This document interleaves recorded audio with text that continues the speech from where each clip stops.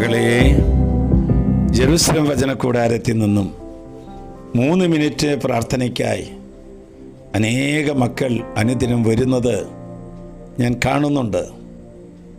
അച്ഛനു വേണ്ടി നിങ്ങൾ പ്രാർത്ഥിക്കുന്നുണ്ടോ? ഞാൻ നിങ്ങളെ ഓർക്കുന്നുണ്ട്, വിശുദ്ധ ബലിയിൽ ഓർക്കുന്നുണ്ട്. ഇവിടുത്തെ ആരാധനകളിലും മറ്റു ശുശ്രൂഷകളിലും നിങ്ങളെ സമർപ്പിച്ച് പ്രാർത്ഥിക്കുന്നുണ്ട് കേട്ടോ. ആരും നഷ്ടധൈര്യരായിത്തീരരുത്. നമ്മൾ കാണാറുണ്ട് പലതരത്തിലുള്ള വാഗ്ദാനങ്ങൾ ചെയ്യുന്നവർ. സുഹൃത്തുക്കൾ തമ്മിൽ വാഗ്ദാനം ചെയ്യുന്നു, കാമുകന്മാർ തമ്മിൽ വാഗ്ദാനം ചെയ്യുന്നു, ഭാര്യ ഭർത്താക്കന്മാർ തമ്മിൽ വാഗ്ദാനം ചെയ്യുന്നു, രാഷ്ട്രീയ പാർട്ടികൾ തമ്മിൽ വാഗ്ദാനം ചെയ്യുന്നു, ദൈവം വാഗ്ദാനം ചെയ്യുന്നു. ആരുടെ വാഗ്ദാനത്തിലാണ് നമുക്ക് വിശ്വസിക്കാൻ സാധിക്കുക? ദൈവമായ കർത്താവ് പറയുന്നു, ദൈവം വാഗ്ദാനം നിറവേറ്റുന്നതിൽ താമസം വരുത്തുകയില്ല. ഇത് നീ വിശ്വസിക്കുന്നുണ്ടോ? ഇത് വിശ്വസിക്കുന്നുണ്ട് എങ്കിൽ കർത്താവ് നമ്മുടെ ജീവിതത്തിൽ അവിടുന്ന് തന്നിട്ടുള്ള വാഗ്ദാനങ്ങൾ ഓരോന്നും പൂവണിയിച്ചുകൊണ്ടിരിക്കുകയാണ്. ഹെബ്രായർ 10:23 നാം വായിക്കുന്നു, നമ്മോട് വാഗ്ദാനം ചെയ്തിരിക്കുന്നവൻ വിശ്വസ്തനാകയാൽ നമ്മുടെ പ്രത്യാശ ഏറ്റുപറയുന്നതിൽ നാം സ്ഥിരതയുള്ളവരായിരിക്കണം. വാഗ്ദാനം പാലിക്കണമെങ്കിൽ നമ്മൾ വിശ്വസ്തരായിരിക്കണം, ദൈവത്തോട് വിശ്വസ്തരായിരിക്കണം, ജീവിത പങ്കാളിയോട് വിശ്വസ്തരായിരിക്കണം, അയൽക്കാരോട് വിശ്വസ്തരായിരിക്കണം, തൊഴിലാളികളോട് വിശ്വസ്തരായിരിക്കണം.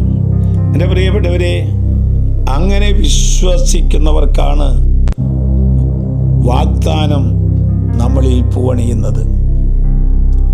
അബ്രാഹാം അനുഗ്രഹിക്കപ്പെട്ടു വാഗ്ദാനത്തിൽ വിശ്വസിച്ചുകൊണ്ടാണ്. ഞാനും നീയും അനുഗ്രഹിക്കപ്പെടും. വാഗ്ദാനത്തിൽ പൂർണ്ണമായും വിശ്വസിക്കണം. നമ്മൾ വരണ്ട ഭൂമികൾ നിത്യഹരിതമാക്കാൻ വാഗ്ദാനത്തിൽ വിശ്വസിക്കുക. വാഗ്ദാനങ്ങൾ നമ്മൾ വിശ്വസ്തരായാൽ, ഒരുപക്ഷെ നീ രോഗിയായിരിക്കാം, പാപിയായിരിക്കാം, ആരും തന്നെ പരിഗണിക്കുന്നില്ലായിരിക്കാം, മക്കളില്ലാത്ത ഒരു കുടുംബമായിരിക്കാം, ദാരിദ്ര്യത്തിൽ കഴിയുന്നവരായിരിക്കാം, ഒരു ഭവനമില്ലാത്തവരായിരിക്കാം, ഇലക്ട്രിസിറ്റി ഇല്ലാത്ത ഭവനമായിരിക്കാം. നീ കർത്താവിൻ്റെ വാഗ്ദാനത്തിൽ വിശ്വസ്തനായിരിക്കണം. നിനക്ക് ദുഃഖ ദുരിതമായ അന്തരീക്ഷമുണ്ടായാലും വചനം നമുക്ക് വാഗ്ദാനം ചെയ്യുന്നു, നിനക്ക് നിന്റെ ജീവിതം പ്രത്യാശാഭരിതമായിരിക്കുന്നു. വിശ്വസിക്കുന്നുണ്ടോ? ആകെ തകർന്ന് തമ്പോറായില്ലേ? ഈ അവസരത്തിൽ കർത്താവ് പറയാണ്, ഞാൻ നിന്നെ അവഗണിക്കുകയില്ല. നിനക്ക് പ്രത്യാശ നൽകുന്നവനാണ് ദൈവം. ആശ്വാസപ്രദമായ രാത്രി, പ്രതീക്ഷാ നിർഭരമായ പ്രഭാതം, സൽപ്രവർത്തികൾ നിറഞ്ഞ ദിവസം നൽകി അവിടുന്ന് നമ്മെ അനുഗ്രഹിക്കട്ടെ. നമ്മുടെ കർത്താവ് ഈശോ മിശിഹായുടെ കൃപയും പിതാവായ ദൈവത്തിൻ്റെ സ്നേഹവും പരിശുദ്ധാത്മാവിൻ്റെ സഹവാസവും പരിമളവും നാം എല്ലാവരും, ഇന്നത്തെ ശുശ്രൂഷ പങ്കെടുത്തവരും ഇത് ഷെയർ ചെയ്യുന്നവരോടും ഇത് എത്തിച്ചേരുന്നവരോടും കൂടി ഉണ്ടായിരിക്കട്ടെ, ഇപ്പോഴും എപ്പോഴും എന്നേക്കും.